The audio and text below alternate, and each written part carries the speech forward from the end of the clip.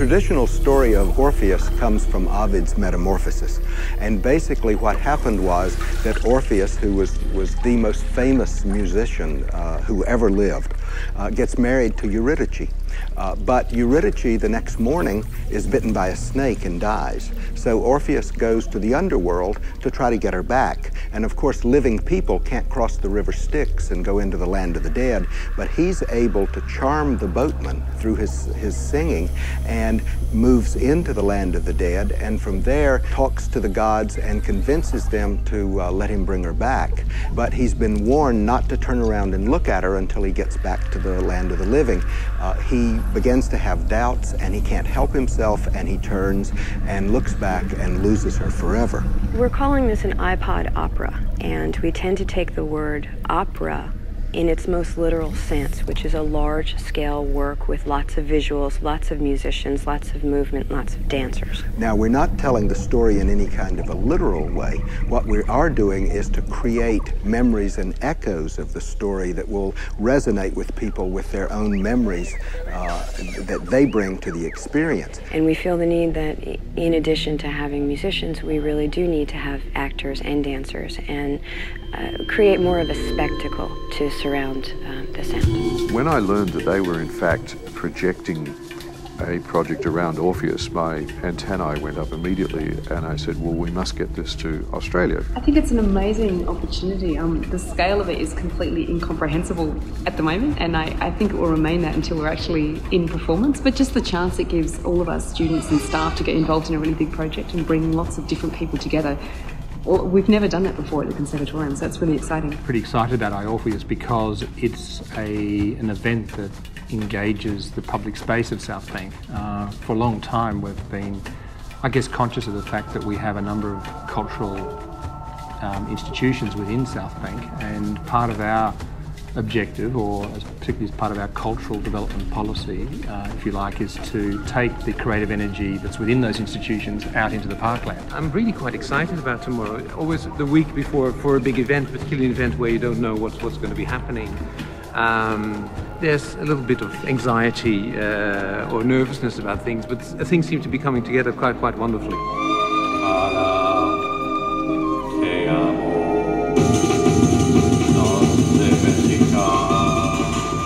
So all in all, iORPHEUS is about space, and about scale, and about memory, and about echo.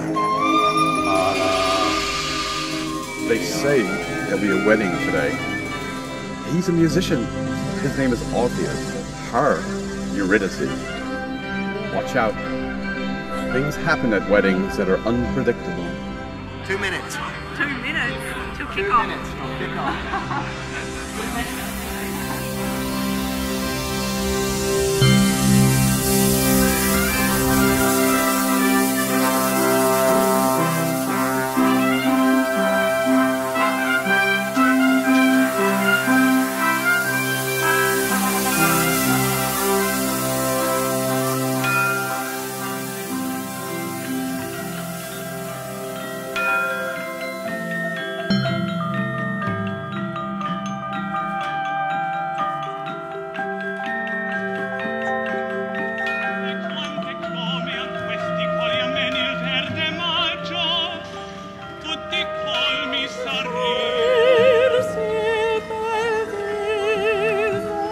One of the things we're echoing is the idea that the South Bank Parklands was originally the Expo 88 site. Another sound installation that we have is by Warren Burt from Wollongong, and Warren was actually at the original Expo 88 site, and he's using some of the sounds that he created for Expo 88 in the sound installation that he's doing at the Nepalese Pagoda for us.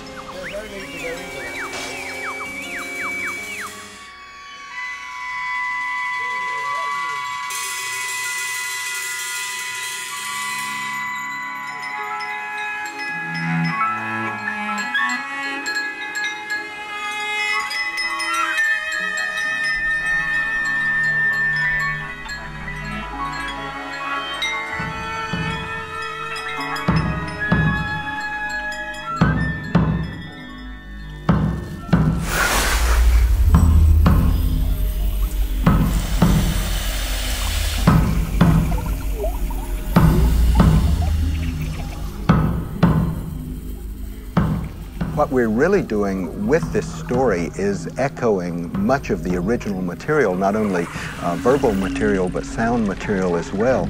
Daniel Blinkhorn's sound installation is titled, "And They Threw His Singing Head into the Sea," which is the point in the story where Orpheus charms the boatman and crosses the river Styx.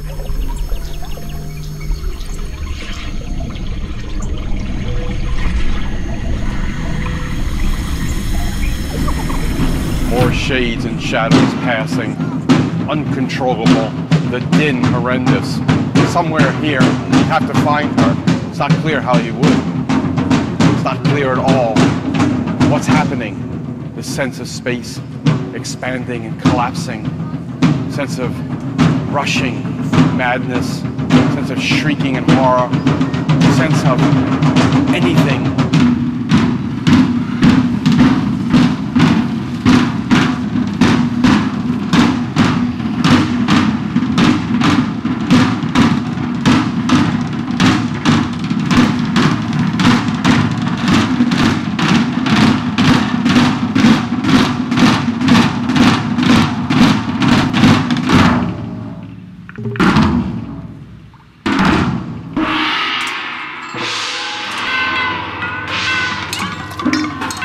We're working with the percussionists who will be in the water themselves. This is very highly dramatic. So we just noticed some aspects of the landscape that also lend themselves to movement in the musicians. So we're building the drama, getting ready to go to the look, to the big moment, where is he going to make it or lose her?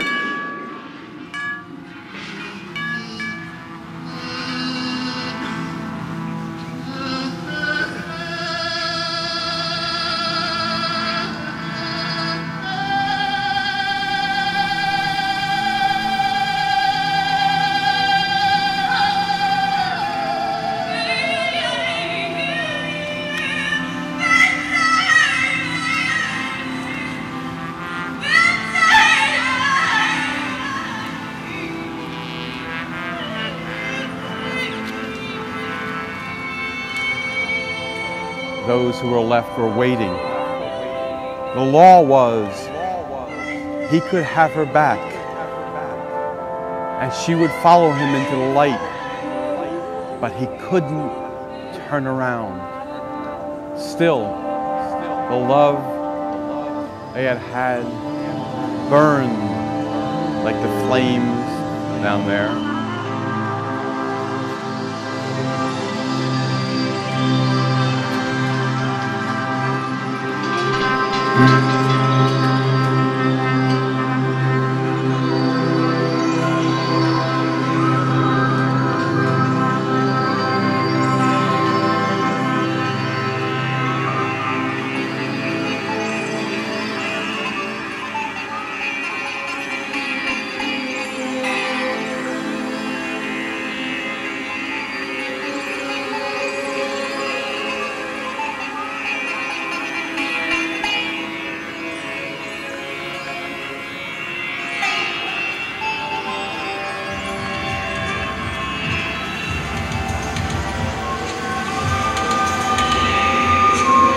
He could only play.